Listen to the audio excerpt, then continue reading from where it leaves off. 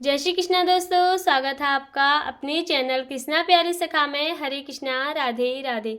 तो आज है रमा एकादशी। रमा एकादशी की आप सबको ढेर सारी शुभकामनाएं।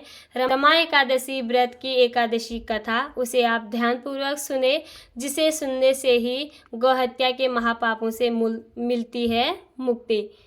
तो ये है रमा एकादशी की कथा। बोले विष्णु भगवान की जय। कार्तिक कृष्णा रमा एकादशी।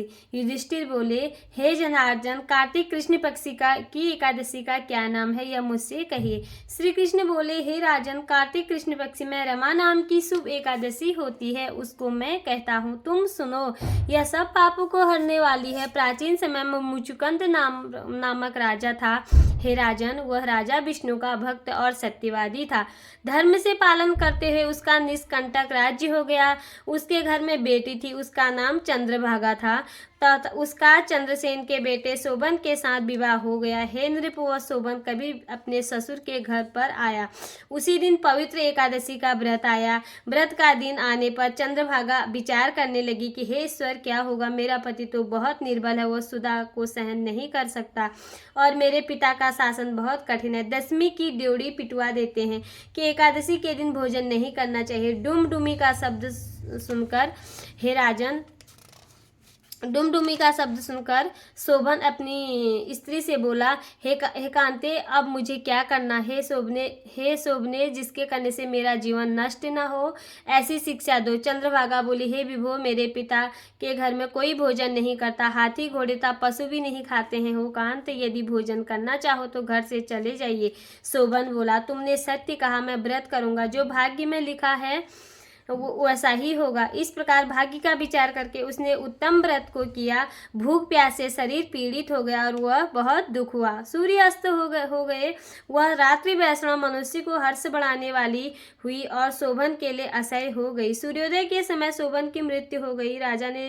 राजा के योग्य सुगंधित चंदन की लकड़ी से उसका दाह कर्म कराया। चंद्रभागा ने पिता के निषेध करने से अपना शरीर नहीं जलाया। उसका अंतिम संस्कार करके पिता के घर में रहने लगी। रमा के व्रत के प्रभाव से मंदरांचल की शिखर पर शोभन को बहुत रमणीय देवपुर मिला। सिंहासन पर बैठकर गया।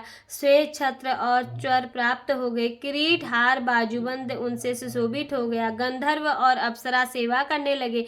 वहां शोभन दूसरे इंद्र की तरह शोभा को प्राप्त हुआ। मुचुकुंदपुर में रहने वाला सोम शर्मा नामक ब्राह्मण तीर्थ यात्रा के लिए भ्रमण करता हुआ गया। उसने राजा के जमाई को देखा और उसके पास गया। उस शोभन ने शीघ्र सिंहासन से उठकर ब्राह्मण को नमस्कार किया, अपने ससुर की कुशल से पूछी और अपनी स्त्री चंद्रभागा तथा नगरवासियों की कुशल पूछी। सोम शर्मा बोले, हे राजन, तुम्हारे ससुर के घर में कुशल है, चंद्रभागा सकुशल है और नगर सर्वत्र कुशल है। हे राजन, यह विचित्र नगर आपको कैसे मिला, सो कहिए। शोभन बोला, कार्तिक कृष्ण पक्ष में रमा एकादशी होती है, उसका उपवास करने से यह अस्थिर पर मुझको मिला। हे द्विजोतम, जिस तरह यह अटल हो जाए ऐसा यत्न करिए। ब्राह्मण बोला, हे राजेंद्र, यह स्थिर क्यों नहीं है और अटल किस तरह होगा, वह मुझसे कहिए, मैं उसका निश्चय करूंगा। शोभन बोला, हे विप्र, मैंने यह व्रत श्रद्धापूर्वक नहीं किया, अतः इस नगर को अस्थिर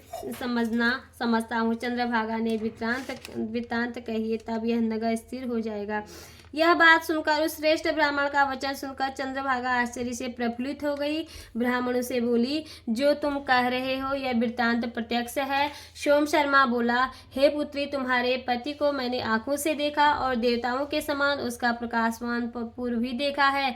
उसने उसको अस्थिर बताया है, उसको अटल होने का उपाय करो। चंद्रभागा बोली, हे विपर से, मुझको उसको पति के दर्शन की अभिलाषा है, तब मुझको वहां ले जाइए। हे द्विज, अपने व्रत के पुण्य से मैं उस नगर को अटल कर दूंगी। जिस प्रकार हम दोनों को मिलाप हो जाए ऐसा उपाय करिए।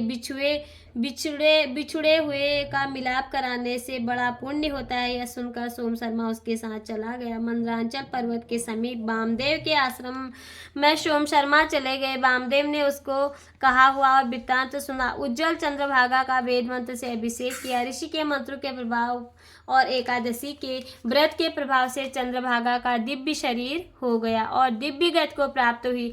प्रसन्नता से प्रफुल्लित नेत्र किए हुए अपने पति के पास पहुंच गई। शोभन भी अपनी आई हुई स्त्री को देखकर बहुत प्रसन्न हुआ और उसे बुलाकर अपनी बाईं तरफ बैठा लिया। हे नृप शार्दूल, इस प्रकार वो अपने पति के साथ आनंद से रहने लगी। वह दिव्य रूप होकर सुंदर आभूषण से सुशोभित हुई सुख भोगने लगी।